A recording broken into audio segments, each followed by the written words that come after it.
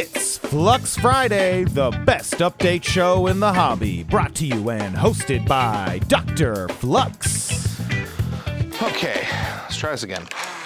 On today's Flux Friday, I'm going to talk about something I absolutely love, and that is Mega Flywheel Blasters. Now, unfortunately, the Mega Flywheel Blaster is pretty limited. We have this, the Mastodon, which is an absolutely crazy looking blaster. I wish we had more of this type of stuff. And then a few years later, Hasbro released the Moto Strike, which when this came out, I was a big fan. But sometimes I just want to bring a Mega Flywheeler that's not massive. Even this is pretty large. I mean, that's a big boy. Now, fortunately, the 3D printed Nerf community, it's got your back. Introducing the Paper Skeletons Riveter. Now, the Riveter is a mega stapler, and the stapler was created by Captain Slug, but don't let that confuse you. This is essentially a Griffin, which was designed by Flygonial. So yeah, there's a lot of hands in this pie. Oh, and don't forget, Not Enough Nerf. I believe Not Enough Nerf and Paper Skeletons have been kind of collaborating a lot, so I think that's why he's on there. But this is a super cool concept. So what we have here is a blaster with an internal magazine. And the way that mechanism works is on the back is a bungee system that kind of wraps around onto a pulley up here. And then it goes down to the follower, which then pulls up the follower. So really cool, innovative idea. Right here on the side, we have a magnet to reload this thing. You actually pull it all the way down, locks on the bottom, open it up, and then you can fill your blaster. So here's where things get a little bit interesting. And I have to give a special thanks to PCB Way for sponsoring this video and for sending us in some wheels for this build. Now, when I started building this Riveter, the Out of Darts Juno had not been released yet. So I kind of had a difficult time finding wheels for this. So the full story is I sent in the Paper Skeletons 3D printable wheels to be CNC'd. This is not the greatest idea, as 3D printed files and CNC'd files are a little bit different. So the tolerances for the post up here were off. Fortunately, these wheels did fit on a rival motor. And just for clarification, the rival motor and the Mega motor, very similar sizes. So I figured, you know what, I don't see why I couldn't just take some rival motors and shove them in here. Fortunately, Paper Skeletons redesigned a cage just for me to move this project forward. Now, with all that said, I want to kind of put that out there because I'm not recommending you go and have these wheels done by PCB Way. What I do recommend is use PCB Way for your projects and your development, because essentially this is for prototyping. This is for, you're trying to design something and trying to figure it out. And I believe PCB Way offers a great service for that. Now, they offer, obviously, in their title, PCBs, so you can have PCBs created, but I use them a lot for CNCing. They can actually print in aluminum, which is really nice if you want to get some nice aluminum cages. They can also do flywheels, but make sure you're giving them the right files. They can do SLA type of resin prints.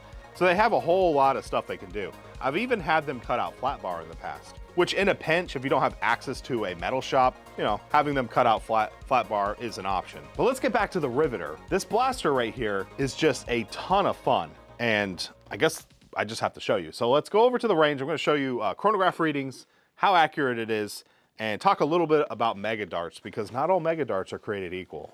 Let's get some chronograph readings. 102.2. 107.3, that is crazy for Mega Darts. 115.8, let's get one more number. 116.6, yeah, I am very impressed with this. All right, so reloading this blaster, you basically open it up like this, throw some darts in there, close it, and then this little thing is spring loaded with a little retractable key fob thing, and it pulls it up. So kind of interesting design. Yeah, let's see how accurate this thing is. Yeah, that's super accurate. And once again, special thanks to PCB Way for their CNC service they offer. If you'd like to get your own parts done by PCB Way, use the link in the description.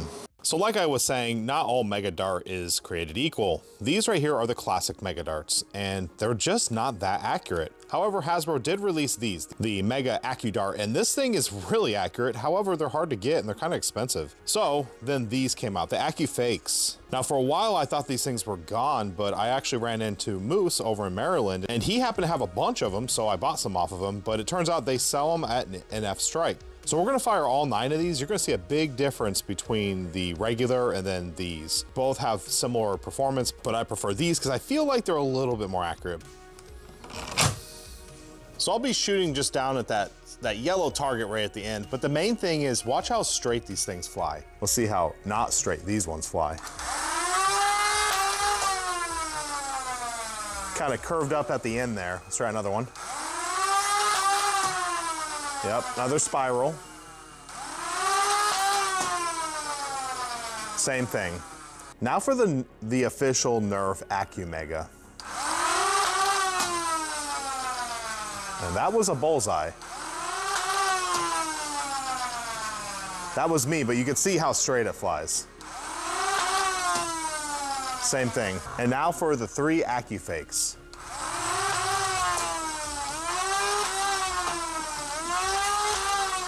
One kind of fishtailed a little bit, but it did correct itself, but I don't know, it felt like out of this blaster, the Nerf AccuMega did the best.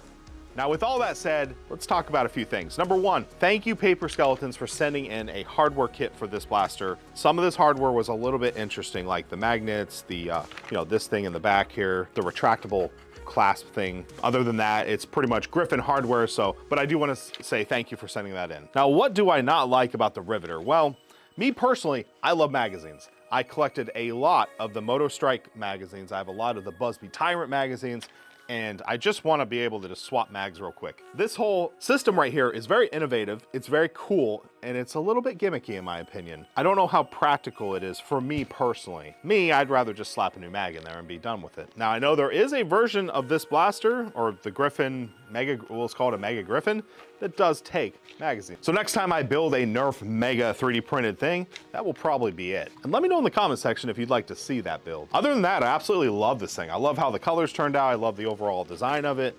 It's just awesome. Well, that pretty much wraps up today's Flux Friday. As always, I'm Dr. Flux. Be safe and happy foam flinging.